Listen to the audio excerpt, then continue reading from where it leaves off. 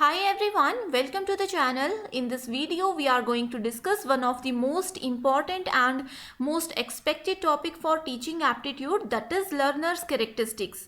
So UGC net exam में learner characteristic से एक क्वेश्चन ज़रूर पूछा जाता है and previous that is lecture 2 में हमने देखा था लेवल्स ऑफ टीचिंग, एक क्वेश्चन इससे ज़रूर पूछा जाता है.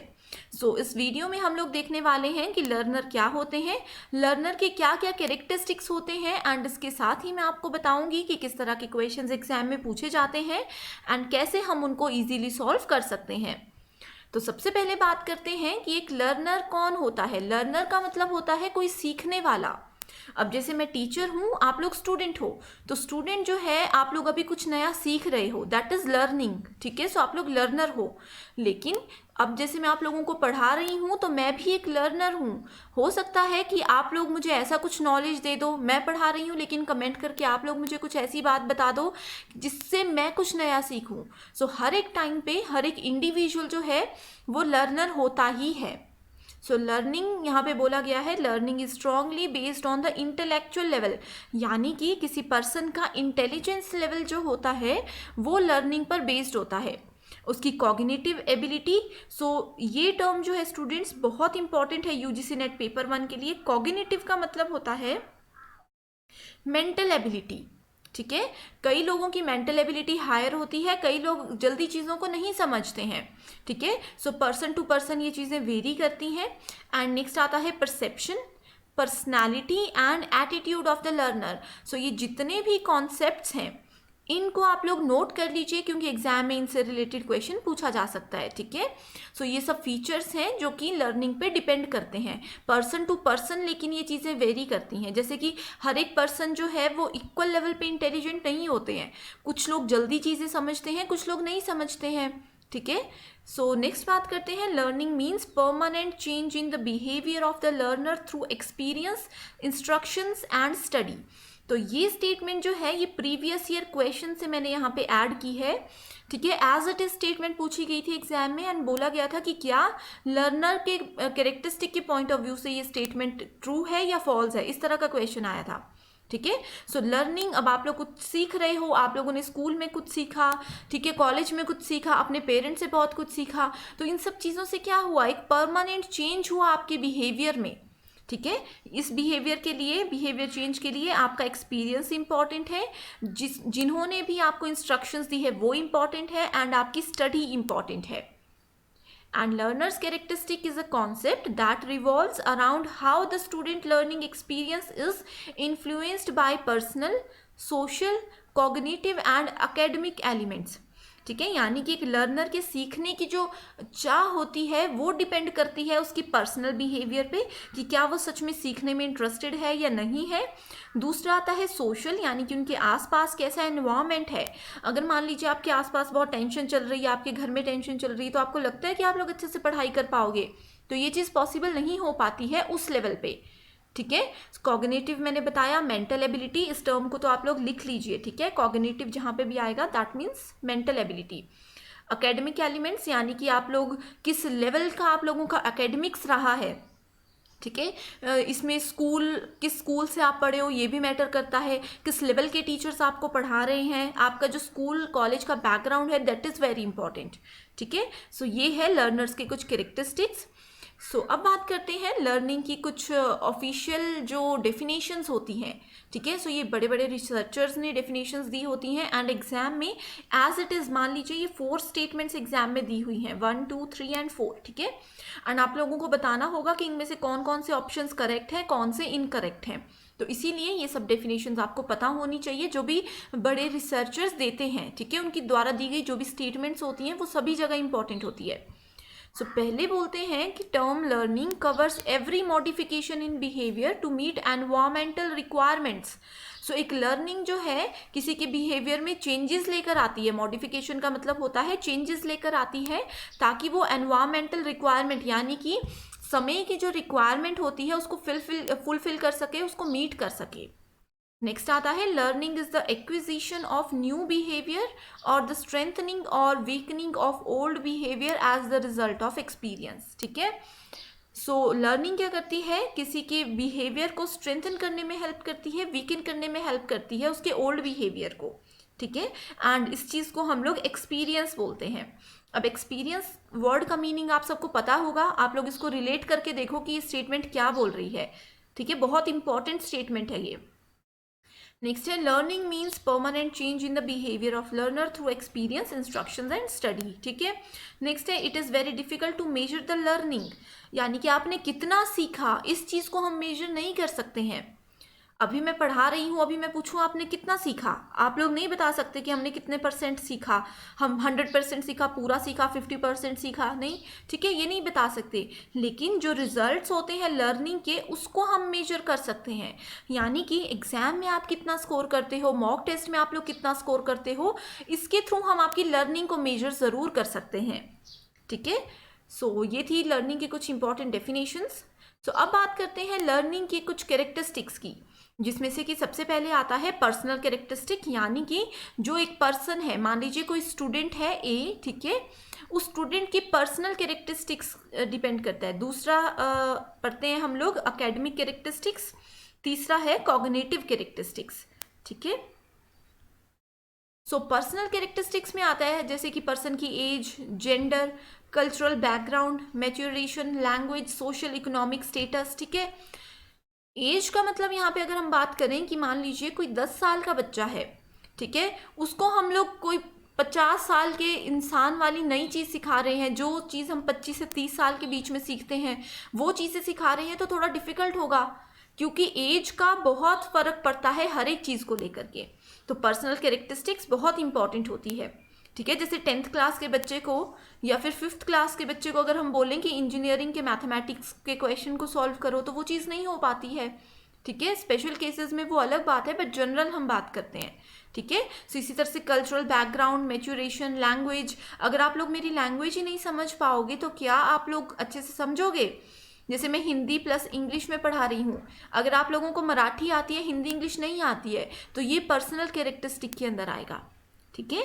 नेक्स्ट आता है एकेडमिक कैरेक्टरिस्टिक्स, यानी कि आप लोगों का एजुकेशन का टाइप, आप लोगों का क्या बैकग्राउंड रहा है। स्कूल्स पे मैंने बताया कि ये डिपेंड करता है एजुकेशन लेवल, कि आप लोग किस लेवल तक पढ़े हो, 10th की है, +2 है, मास्टर्स है, ग्रेजुएशन है, ठीक है। एंड आप लोगों का प्रायर नॉलेज, कई बार क्या होता है 10th +1 के लेवल की अगर बच्चों की बात करें तो उन लोगों को इतना ज़्यादा नॉलेज होता है जितना शायद हमें भी अभी नहीं होगा, बहुत सी चीज़ों में ऐसा होता है, ठीक है। सो लर्नर का प्रायर नॉलेज, यानी कि पहले का जो ज्ञान है, that is very important. And इसके साथ ही लर्नर का सोशल इकोनॉमिक कैरेक्टर भी बहुत इंपॉर्टेंट है। सोसाइटी से लेकर के उनके जो भी इमोशंस हैं वो कैसे हैं, इमोशनल है, स्ट्रॉन्ग है, ये भी उनकी लर्निंग पे डिपेंड करते हैं। जैसे कई लोग होते हैं जो कि स्ट्रेस में भी पढ़ लेते हैं, जैसे एग्ज़ाम का स्ट्रेस है लेकिन वो कॉन्फिडेंट रहते हैं, वो पढ़ लेंगे। कई लोग क्या करते हैं एग्ज़ाम के स्ट्रेस में वो लोग और ज़्यादा टेंशन लेना शुरू कर देते हैं, सो जो पढ़ना होता है वो भी नहीं पढ़ते और जो पहले पढ़ा होता है वो भी भूलने लग जाते हैं एग्ज़ाम टाइम पे। सो ये सब चीज़ें आती हैं उनकी इमोशनल कैरेक्टरिस्टिक्स में। तो ये भी person to person, student to student चीज़ें वेरी करती हैं। कॉग्निटिव कैरेक्टरिस्टिक्स, सो ये होता है जैसे कि किसी की मेमोरी, कई लोगों को एक बार में ही चीज़ याद हो जाती है, कईयों को बहुत बार पढ़ना पड़ता है। मेंटल प्रेशर, ठीक है। सॉल्व प्रॉब्लम्स, यानी कि कई लोग जल्दी से प्रॉब्लम सॉल्व कर लेते हैं, ठीक है। नेक्स्ट आता है इंटेलेक्चुअल स्किल्स। सो इंटेलेक्चुअल स्किल्स में आता है जैसे कई लोग होते हैं ना, अभी आप लोगों ने एक बार वीडियो देख ली तो आप लोग क्या करोगे, एग्जाम में ऑप्शंस देख के आप लोग थोड़ा थोड़ा तुक्का लगाओगे, थोड़ा थोड़ा आइडिया लगा के कुछ ना कुछ करके राइट आंसर तक पहुंच जाओगे, अपने ही लॉजिक्स लगा के राइट आंसर तक पहुंच जाओगे। ये होता है इंटेलेक्चुअल स्किल, ठीक है। रिमेंबर्स, यानी कि कौन कितना याद रखता है, मेमोरी एंड रिमेंबर्स एक ही चीज़ है। Organisers, store information in the brain, ठीक है। तो ये सब चीज़ें आती हैं। Mental ability, that is cognitive ability से रिलेटेड। सो इसके अलावा हमारे पास ये थी मेन कैरेक्टरिस्टिक्स, ठीक है, पर्सनल, एकेडमिक एंड कॉग्निटिव। इसके अलावा और भी ज़्यादा कैरेक्टरिस्टिक्स हैं, जैसे कि पहली है हमारे पास, एक गुड लर्नर जो है वो क्यूरियस होता है। एक अच्छा लर्नर हम तब बोलेंगे अगर वो जानने की इच्छा रखेगा, ठीक है। कई बार होता है ना कि हम कोई स्टोरी बुक पढ़ते हैं तो हम लोगों को क्यूरियोसिटी होती है कि हम इस बुक को कैसे बीच में छोड़ दें, हमें आज के आज सारी बुक पढ़नी है। वो क्यूरियोसिटी जो है हर एक लर्निंग में होनी चाहिए, हर एक लर्नर में होनी चाहिए, जैसे अब आप लोग हो, अगर मैं आप लोगों को बोलती हूँ कि आज हमने लर्नर्स कैरेक्टरिस्टिक कर ली, कल हम लोग इसके एमसीक्यूज प्रीवियस ईयर क्वेश्चंस में आपके लिए लेकर आऊँगी, तो आप लोगों में ये क्यूरियोसिटी होनी चाहिए कि मैम कल क्वेश्चंस लेकर आएंगे तो हमने क्लास अटेंड करनी है, सो दैट हमें पता चले कि हम कितने पानी में हैं। दैट इज़ वेरी इंपॉर्टेंट, ठीक है। नेक्स्ट है यहाँ पे केयरफुली अंडरस्टैंडिंग। सो जो भी स्टूडेंट, जो भी लर्नर, जो भी पर्सन बहुत शांति से, बहुत अच्छे से उस पर्टिकुलर पॉइंट को, टॉपिक को, या कोई भी जनरल लाइफ की अगर बात हो, उसको अगर अच्छे से समझ लेता है तो उसको एक अच्छा लर्नर की कैरेक्टरिस्टिक में काउंट किया जाता है। सोशल एंड पर्सनल क्वालिटी, ठीक है, ये चीज़ें मैं आपको बता चुकी हूँ। ग्रोथ एंड डेवलपमेंट, सो यहाँ पे मेंटल ग्रोथ और पर्सनल ग्रोथ दोनों आती हैं। विलिंगनेस टू लर्न, अगेन यही चीज़ है क्यूरियोसिटी वाली, कि किसी में सीखने की कितनी चाह है, ठीक है। अब जैसे मान लीजिए कि मेरे घर वाले बोलेंगे कि आप कार चलाना सीख लो, लेकिन मुझे है ही नहीं, मैं सीखना ही नहीं चाहती, मैं बोलती हूँ कि मैं डरती हूँ, ठीक है। अगर तो मैं डरूंगी, मैं पहले ही बोलूँगी कि नहीं मैं सीखना ही नहीं चाहती, फिर कोई जितनी मर्जी कोशिश कर ले मैं गाड़ी चलाना नहीं सीख पाऊंगी, ठीक है। या फिर अगर सीख भी ली तो हम में वो कॉन्फिडेंस नहीं आ पाएगा कि हम रोड में जा कर के अकेले गाड़ी चला सकें। लेकिन वहीं अगर दूसरी तरफ हम लोग बात करें, कोई पर्सन बी है जिसको कि सच में ही कार चलाना सीखना है, उनको इंटरेस्ट है कार चलाने में, उनको इंटरेस्ट है ड्राइव करने में, तो वो बहुत इजीली सीख जाएंगे, मे बी 1 से 2 दिन लगेंगे उनको सीखने में, ठीक है। तो ये होता है willingness to learn. Next is interest and attitude of learner, ठीक है। सो अगर आप लोगों का इंटरेस्ट है तो आप लोग बहुत अच्छे से चीज़ें समझते हो, अदरवाइज आप नहीं समझ सकते। अब जैसे हम लोग कई सब्जेक्ट्स की बात करते हैं ना, कई बार ऐसा होता है कि मेरे को जैसे मेरे को मान लीजिए कि मैथमेटिक्स में मुझे कोई इंटरेस्ट नहीं है, लेकिन फिर भी पढ़ना तो पड़ता ही है, तो मैं उसको ज़बरदस्ती पढ़ूंगी कि मैं पास हो जाऊं, बस काफ़ी है। लेकिन जिनको मैथमेटिक्स में इंटरेस्ट होता है वो 100 आउट ऑफ 100 भी लेकर आते हैं। सो क्योंकि इंटरेस्ट है तो वो उसको अच्छे से पढ़ेंगे, वो एक अच्छे लर्नर है मैथमेटिक्स के, ठीक है। नेक्स्ट है इजीली एडजस्टिंग टू चेंज, यानी कि वो इजीली किसी भी एनवायरनमेंट में चेंज हो सकते हैं अगर वो सच में जानना चाहते हैं। ऐसा नहीं होता, जैसे कि कई बार होता है ना कि एक क्लास को कोई टीचर ए पढ़ा रहे हैं, उसके बाद टीचर ए ने पढ़ाना बंद कर दिया, टीचर बी आ गए, वो भी अच्छा पढ़ाते हैं, लेकिन स्टूडेंट्स राजी ही नहीं है, वो बोलते हैं कि हमें टीचर ए से ही पढ़ना है एट एनी कॉस्ट। तो ये अच्छे लर्नर की कैरेक्टरिस्टिक में काउंट नहीं किया जाता। सो स्टूडेंट्स ऐसे होने चाहिए जो कि इजीली एडजस्ट हो जाएं किसी भी एनवायरनमेंट में, ठीक है। नेक्स्ट आता है internal motivation. So internal motivation का मतलब होता है कि आप लोगों को खुद से भी होना चाहिए कि यस हम ये कर सकते हैं। अब जैसे यूजीसी नेट पेपर 1 का जनरली हमने ये सुना है कि बहुत से स्टूडेंट्स इसको डिफ़िकल्ट बोलते हैं, लेकिन अगर मैं अपनी बताऊं तो पेपर 1 मेरे लिए इतना ज़्यादा ईजी लगता है मुझे कि मैं कर सकती हूँ, मुझे पता है कि मैं अच्छा स्कोर कर सकती हूँ इसमें। सो ये इंटरनल मोटिवेशन होनी चाहिए। And yes paper 1 is very easy, इस चीज़ को आप लोग अभी ही समझ लीजिए कि पेपर 1 बहुत ईजी है एंड ये स्कोरिंग पेपर होता है, ठीक है।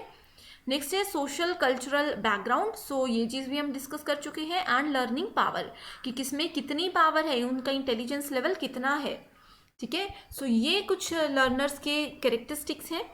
एग्जाम में कैसे क्वेश्चंस आते हैं, मान लीजिए कि यहाँ पे आप लोगों के पास 4 ऑप्शंस गिवन है, आपको बताया जाएगा कि भाई बताइए इनमें से कौन कौन से जो है गुड लर्नर के कैरेक्टरिस्टिक्स होते हैं।